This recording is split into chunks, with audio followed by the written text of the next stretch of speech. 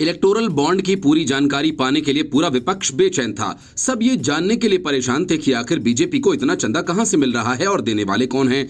इसलिए पूरा विपक्ष इलेक्टोरल बॉन्ड की जानकारी पाने के लिए बेचैन था। सुप्रीम कोर्ट के आदेश पर स्टेट बैंक ऑफ इंडिया ने पूरी जानकारी चुनाव आयोग को सौंप दी और चुनाव आयोग ने वो फाइल अपने वेबसाइट पर अपलोड कर दी। अब इलेक्टोरल बॉन्ड की डिटेल्स सार्वजनिक कर दी गई हैं, लेकिन इलेक्टोरल बॉन्ड की डिटेल्स देखने पर एक ऐसी जानकारी सामने आई है जो सबको हैरान करने वाली है। डिटेल्स खंगालने पर पता चलता है कि कंगाल पाकिस्तान की एक पावर कंपनी ने भी भारतीय राजनीतिक दलों को चंदा दिया। ये चंदा तब दिया गया जब 2019 के लोकसभा चुनाव होने थे।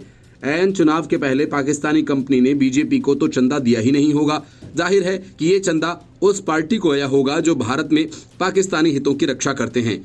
बालाकोट से लेकर सर्जिकल स्ट्राइक तक पर सवाल खड़े करने वाले दलों को ये चंदा दिया गया होगा। बात निकली है तो दूर तलक जाएगी। जल्द ही इस बात का भी पता चल जाएगा पाकिस्तानी कंपनी का इलेक्टोरल बॉन्ड किस पार्टी ने कैश करवाया और पाकिस्तानी पैसे से कौन सी पार्टी देश 2019 का चुनाव लड़ रही है। इस जानकारी के सामने आते ही विपक्षी खेमे में खलबली मच गई। भारतीय दलों को चुनावी चंदा देने वाली ये पाकिस्तानी कंपनी बिजली उत्पादक यानी पावर प्रोड्यूसर के तौर पर पड़ोसी मुल्क को ऑपरेट करती है। कंपनी का नाम हब पावर कंपनी लिमिटेड यानी हबको है, जो पाकिस्तान की सबसे बड़ी पावर प्रोड्यूसर है।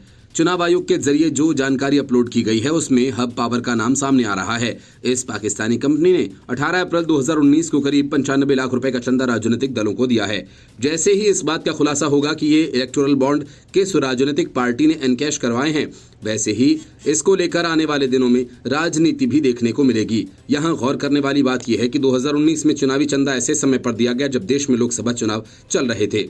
हब पावर की वेबसाइट के मुताबिक बिजली बनाने वाले इसके प्लांट बलूचिस्तान, सिंध पाकिस्तान, पंजाब पाकिस्तान के वाले कब्जे कश्मीर पीओके में मौजूद हैं। चुनाव आयोग के जरिए अपलोड किया गया डाटा देखने से मालूम होता है कि इलेक्टोरल बॉन्ड खरीदने में Grasim Industries, Megha Engineering, Piramal Enterprises, Torrent Power, Bharti Airtel, DLF Commercial Developers, Vedanta Limited, Apollo Tyres, Lakshmi Mittal, Edelweiss, PVR, कन्वेंटर, सुला वाइन, वेल्सपन और सन फार्मा जैसी कंपनीज शामिल हैं। चुनाव आयोग ने वेबसाइट पर इलेक्टोरल बॉन्ड का जो डाटा जारी किया उसमें दूर दूर तक राहुल गांधी के प्रिय अंबानी और अडानी का नाम नहीं है, बल्कि इसमें कई दूसरे लोग और कारोबारी हैं जिसके जरिए दान पाने वाले दलों में भारतीय जनता पार्टी, कांग्रेस, तृणमूल कांग्रेस सहित कई पार्टियां हैं।